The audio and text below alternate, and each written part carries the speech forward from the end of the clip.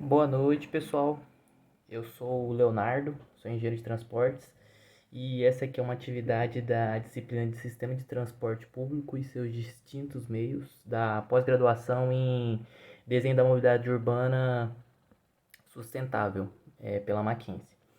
A professora Yara, ela propôs uma atividade que fosse o seguinte: ela passou um vídeo aqui da chefe do departamento de transporte lá de Nova York, a Janete Sadik, e nesse vídeo a Janete ela comentou algumas ações que, enquanto chefe do Departamento de Trânsito de Nova York, ela propôs. E nesse vídeo ela fala de várias situações que melhoraram ali a mobilidade urbana, ativa, coletiva da cidade, né? E nesse vídeo a professora Yara ela nos induziu a fazer alguns questionamentos sobre a palestra da Janete, sendo o primeira pergunta que ela propôs aqui pra gente é a seguinte: é possível mudar a divisão do espaço destinado aos automóveis nas ruas da cidade e atender aos objetivos da Política Nacional de Mobilidade Urbana no âmbito da equidade do espaço público? Eu acredito que sim, aqui no Brasil existe essa possibilidade, mas isso vai muito. Esse item em relação à mobilidade urbana no Brasil, ela passa muito pelo Poder Executivo. Então, o que eu acho, na minha opinião? Até por conhecimento de causa. Se você não tiver um Poder Executivo ali na figura de um prefeito, de um secretário de infraestrutura, que tenha interesse em mudar essa área, tem interesse em revolucionar a mobilidade urbana de uma cidade, dificilmente isso vai para frente. Então eu acho que tem que ter o interesse, principalmente do Poder Executivo, principalmente dos gestores municipais, que é a ponta da faca.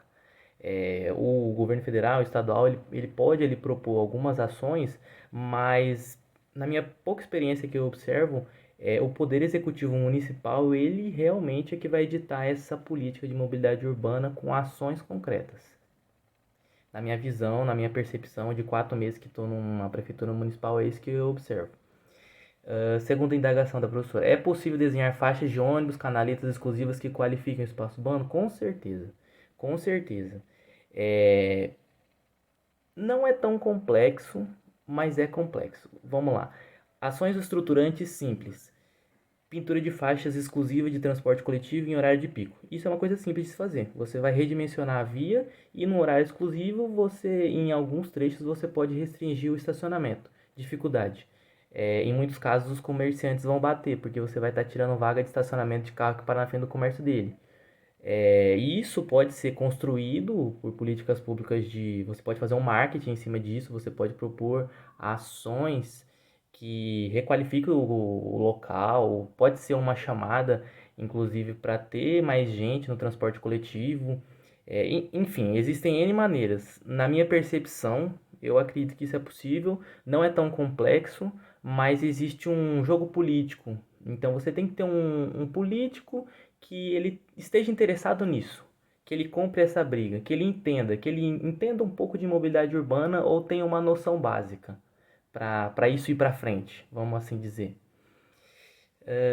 Outra indagamento da professora. Você acredita que é possível reimaginar, repensar, no caso, o desenho das ruas da cidade? Sim, eu acho que eu bato muito nessa tecla de sinalização, vertical, horizontal, porque assim, a sinalização é uma disciplina da infraestrutura que, quando comparada com as outras, como drenagem, terraplenagem, pavimentação, a sinalização ela é barata. Ou seja, com R$ 1 milhão você consegue fazer muita coisa com sinalização. Você consegue pintar muitas faixas, colocar muita placa, placa terrestre, placa aérea, pórtico, em alguns casos, claro, pórtico é caro, mas assim, coisa que com 1 milhão em pavimentação, em muitos casos você não faz nem 1 quilômetro, entendeu? Então, assim, com sinalização você consegue revolucionar uma cidade, que, na minha percepção, sinalização é um item barato, que você consegue fazer muita coisa, e você consegue redesenhar as vias. Você pede para um topógrafo fazer o levantamento ali da sua via, e em cima disso você faz um projeto dela, você vai redimensionando as faixas. Não é tão complexo, e você consegue sim redimensionar. É claro que existem casos e casos. Cada projeto é um projeto. Cada projeto é individual em si, né? Então eu, por exemplo, eu vou ter uma via que ela, por exemplo, pode ter aí 13 metros, 12 metros, 10 metros, 7 metros. Então cada caso é um caso. Mas sim, eu acredito que você consegue reimaginar, redimensionar, repensar as vias de uma cidade. Próxima pergunta: quais caminhos você imagina para avançar nessa mudança? Primeiro caminho é a educação no trânsito. Desde o começo você dizer para o jovem que andar de transporte coletivo não é uma coisa ruim, mas para isso você tem que ter um transporte coletivo de qualidade, você tem que ter um transporte coletivo que ele tenha frequência e ele passe sempre no mesmo horário, seja de qualidade. Em alguns casos, em cidades quentes, tenha um ar-condicionado, tenha algo a mais a oferecer. Porque o que que acontece no Brasil? A gente vê a pessoa faz 18 anos, ela quer o quê? Ela quer fazer CNH para comprar um carro. E isso passa muito pela percepção que o transporte coletivo é algo de pouca qualidade. Então eu acredito que se você a gente trabalhar na base, com o tempo a gente colhe os frutos, entende?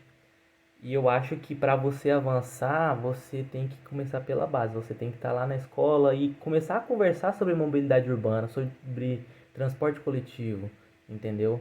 Ter um pouco de direito constitucional ali nas escolas. Não que seja maçante, mas para o cidadão começar a entender os direitos que ele tem, tá? Então, esse aqui é a minha análise crítica sobre os vídeos. Acho que eu falei até um pouco demais sobre o que a professora pediu, mas em suma é isso. Beleza? Obrigado.